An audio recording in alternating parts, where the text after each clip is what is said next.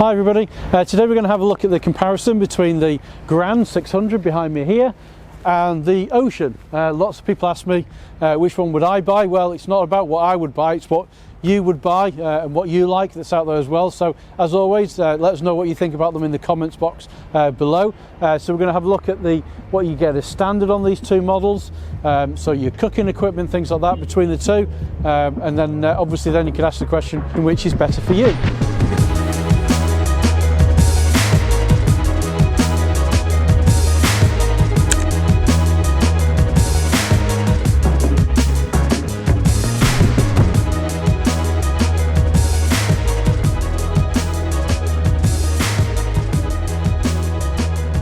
So when we're comparing these two models, I'm not looking at what standard features you get on them, whether they've got LED lights, lights and visions pack, all that type of stuff, or the fact that the engine derivative, you've only got one option available on the Grand, we've got different options available on here.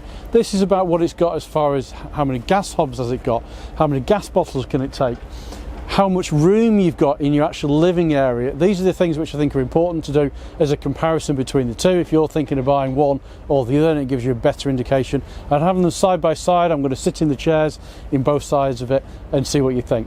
So, going to start with the living area, because it's probably one of the most important areas of a camper van, because it's where most of your space is. It's also where you're going to spend most of your time when you're in the vehicle as well.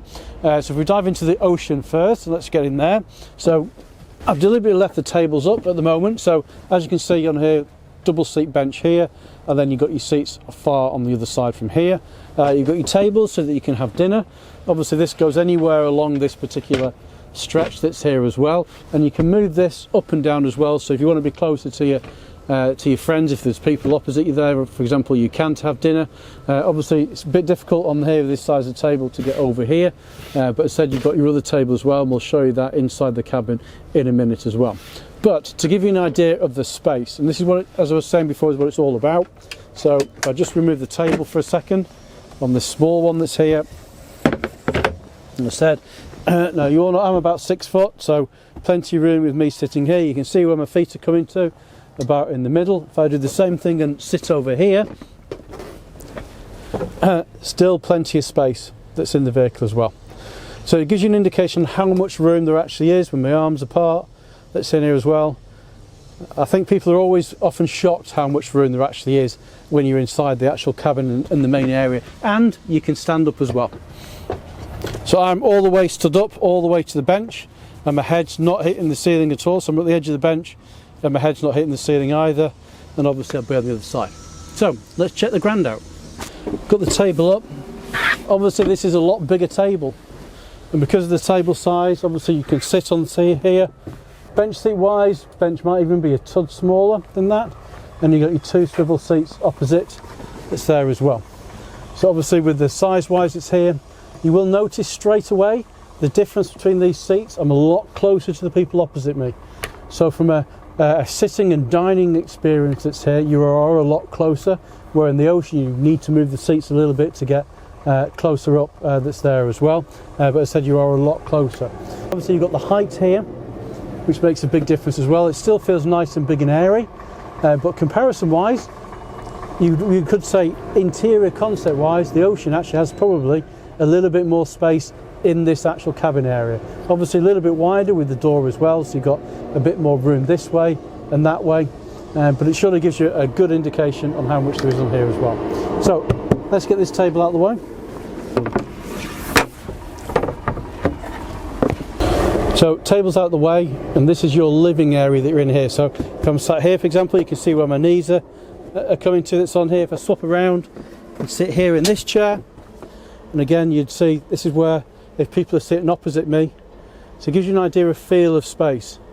Obviously it does definitely feels a lot more cozier in the Grand, even though it's a bigger vehicle, but there's reasons for that, because obviously this is going to stay as this living area, and you're going to have your bed in the back, which is slightly different, and I'm going to show you that bit next. So as you can see now with the bed down, this is where your living area is vastly reduced. So that's a real big difference between these two models. On the Ocean model, when you're sleeping at night time, your main living area is also where you're sleeping.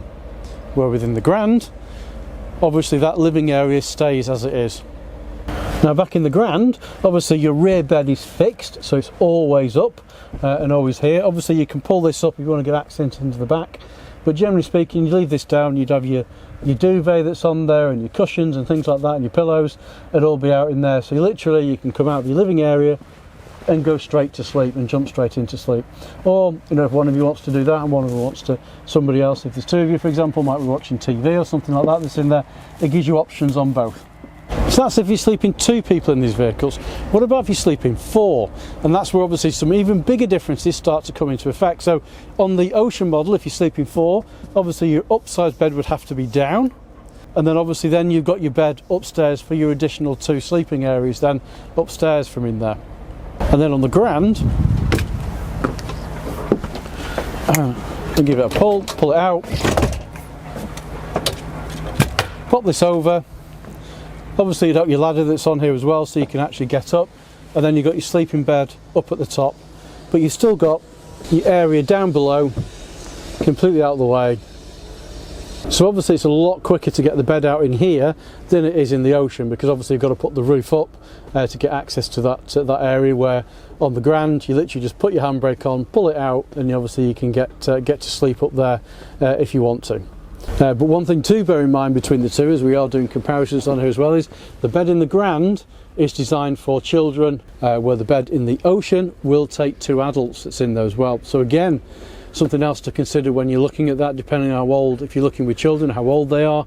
The bed upstairs from here, for example, is longest on one side, which is on this side here.